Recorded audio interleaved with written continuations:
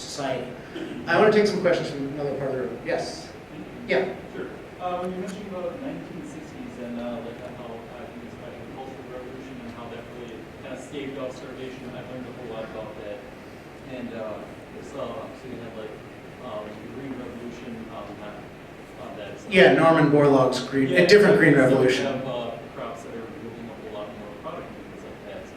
You know that one of the things that's often said is that these crops actually stand a good chance of failing. So our population, of course, has increased drastically, especially in the 1960s, thanks to this kind of increase in technology for harvesting crops and things of that nature. What I often worry about is that if that system should fail, if that technology should fail, say from a drought, because these are like genetically engineered kinds of seeds and things like that that they buy from companies. Mm-hmm. So I would tell the council offices and that we're going to have this derivation come up pretty soon, that if it does occur either now or sometime in the future, it's getting like worse and worse and worse. You know what I mean? So that instead of a couple thousand people buying that in the 60s, it would be a billion people buying it today. You know, I know you're saying about technology and things like that, and I do have a lot of data on it. Yeah. I can see the results of that, but when it would fail, like that it would have absolutely devastating effects to the human economy. I'm not saying that we should let it start in the 60s. You know what I'm saying, right?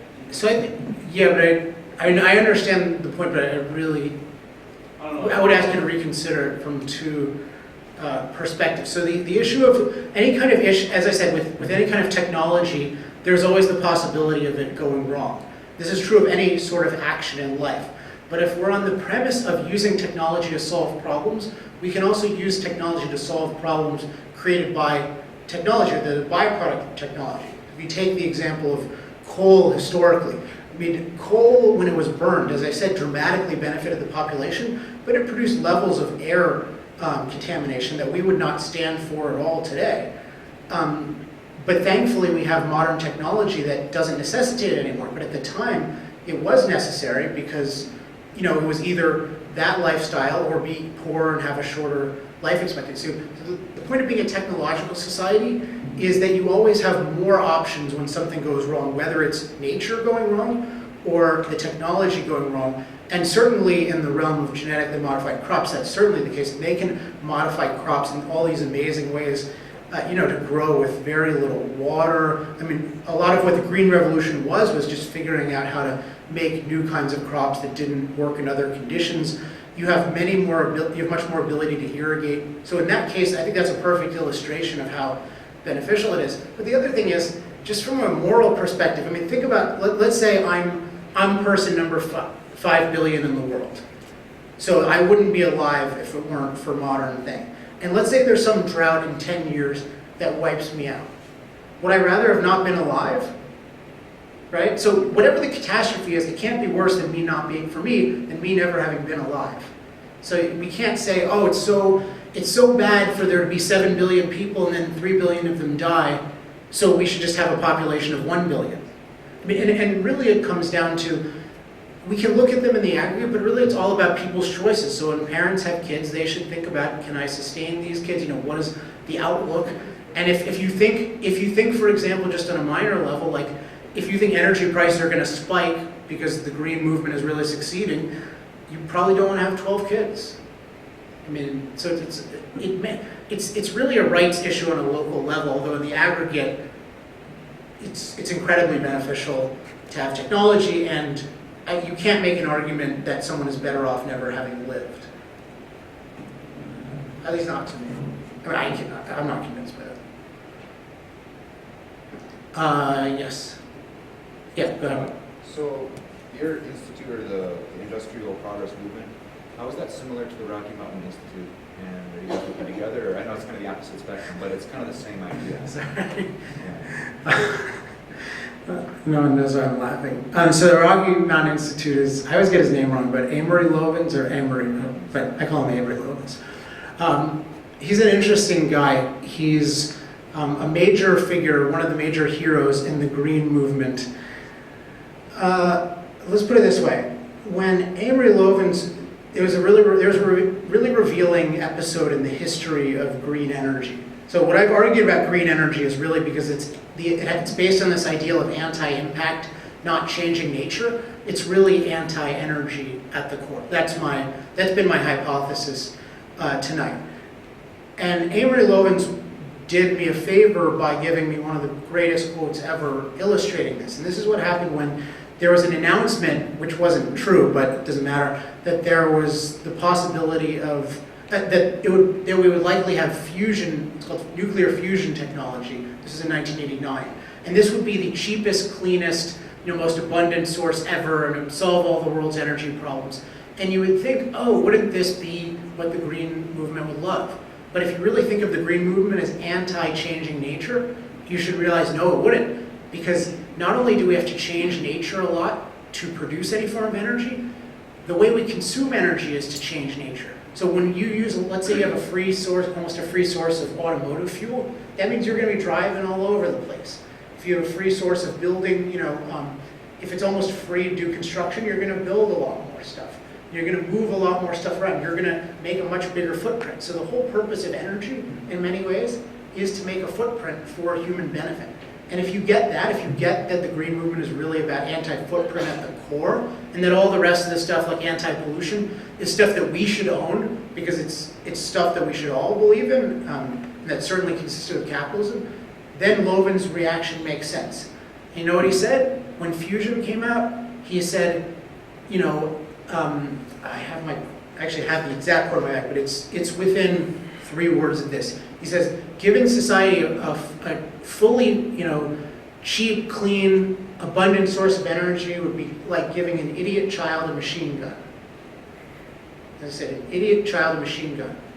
And the idea is that, and he says, because of how we would use it. Because if we had so much energy, we would keep screwing up the planet. So again, the planet is this thing that's above us. Instead of being our playground and our garden and our backyard, it's something that we should sacrifice to. So it's really a religion. So in terms of my collaboration with Amory Lovins, I would like to debate him. I'd like to collaborate with him in a debate. But beyond that, he says certain, I wouldn't say every word that's ever come out of his mouth is false, but he's been a huge enemy of development in general. He's been a huge enemy of nuclear power.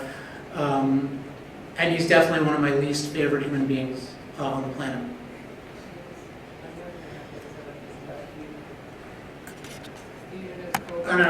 You had a question?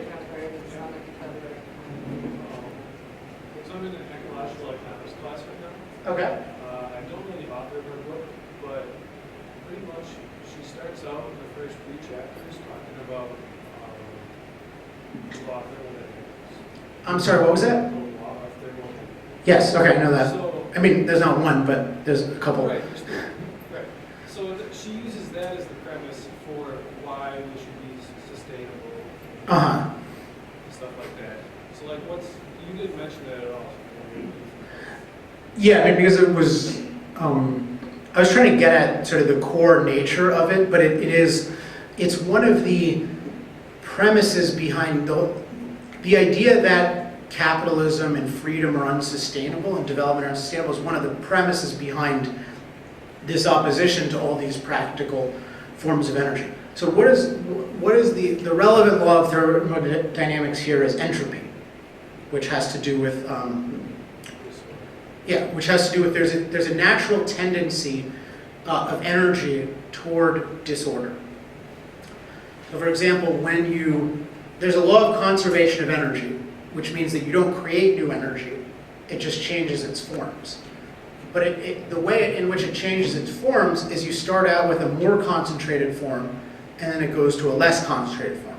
So when you stick a gallon of gasoline in your gas tank, you burn it, and then the energy is still there, but it's just in the form of this heat, which for various reasons we cannot turn into useful energy anymore. It's too dissipated. In order to sort of put that, were you going to say something? It actually says that some energy was lost.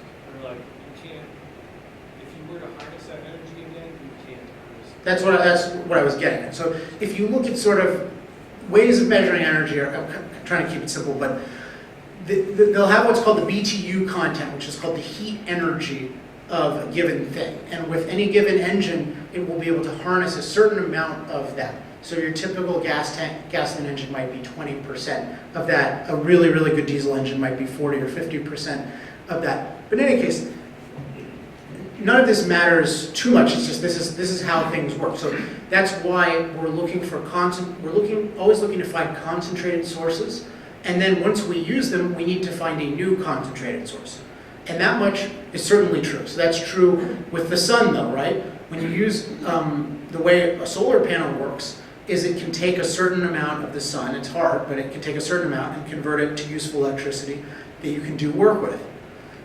What's happening at the level of the sun is a gigantic nuclear fusion reaction that is going to end at some point. Now, it's billions of years away from ending, but it's still this finite reaction that's going to end. So it's still subject to the law of thermodynamics. So what you want to do then is you just want to always, at any given point in history, the question should be, if you really, I think, care about human life, is what is the best, cheapest, concentrated form of energy we can find? And if you ever got to the point where the only thing left was the sun, then you would just have to use the sun. But that's no argument for using the sun when it's incredibly impractical and when we're much poorer than people would be 300 years in the future. Now, if I could bet, if we had a really free society, what would happen is you'd much